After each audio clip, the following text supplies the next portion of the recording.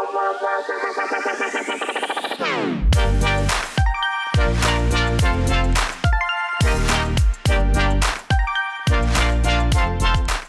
suis Audrey Trier, je suis banquier privé chez BNP Paribas pour les actionnaires et dirigeants depuis un peu plus d'1 an maintenant. Et avant ça, j'étais chargée de relations clients et j'ai suivi le Master 2 Gestion de patrimoine de Aix-Marseille en 2021.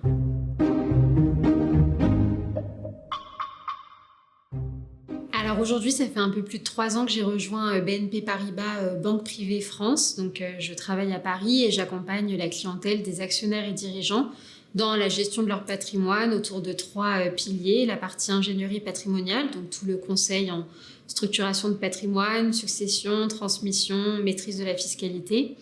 La gestion financière, sur toute la partie placement et épargne, et le volet crédit. Au quotidien, je suis en charge d'un portefeuille client d'à peu près 170 à 180 clients que j'accompagne sur, d'une part, leurs demandes, parce qu'on reste quand même une banque, et ensuite, j'essaie de les guider au mieux dans les choix patrimoniaux qu'ils sont amenés à faire.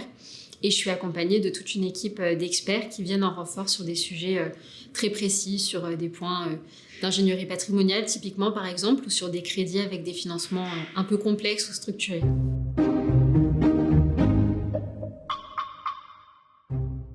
En fait, j'ai rejoint BNP Paribas en alternance à Marseille, donc pendant 1 an sur mon Master 2 de gestion de patrimoine. Et j'ai eu la chance d'être embauchée directement sur Paris, suite à cette alternance-là, sur un poste de ce qu'ils appellent chargé de relations clients, en banque privée toujours. Et ensuite d'évoluer au bout de 2 ans sur un poste de banquier privé. Mais c'était... ça a été concluant, ça a fonctionné. C'est ce qu'on attend d'une alternance, c'est de pouvoir être embauché par la suite et mettre en application tout ce qu'on a appris.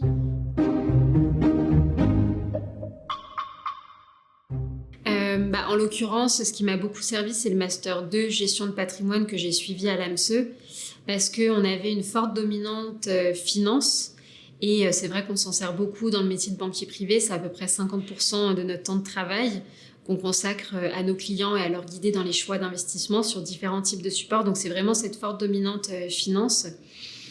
Et aussi tous les cas pratiques qu'on a pu faire en cours de Master 2 de gestion de patrimoine, parce qu'on est en relation client constante, donc c'est surtout ça qu'on vient chercher.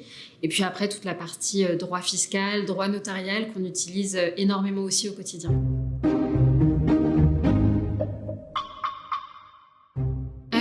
Je pense que les principaux atouts de l'AMSE, c'est sa proximité avec le parc professionnel en local, donc en région et également de niveau national, et la capacité à mettre en relation des étudiants avec les bons intermédiaires professionnels. Et aussi l'expertise du corps professoral, où justement on n'est pas que sur une formation purement professionnalisante, qu'on a quand même cet aspect théorique qui est fort et qu'on ne retrouve pas partout.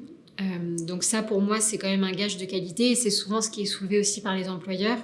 C'est vraiment la force de la formation académique qu'on a pu recevoir à l'AMSE.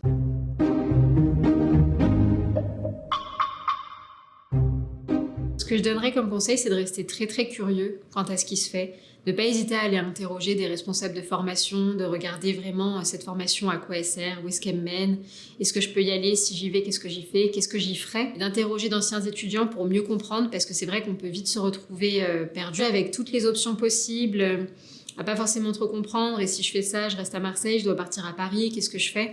Donc c'est de questionner, interroger, être curieux, et puis prendre du plaisir dans ce qu'on fait et ce qu'on étudie, c'est le plus important.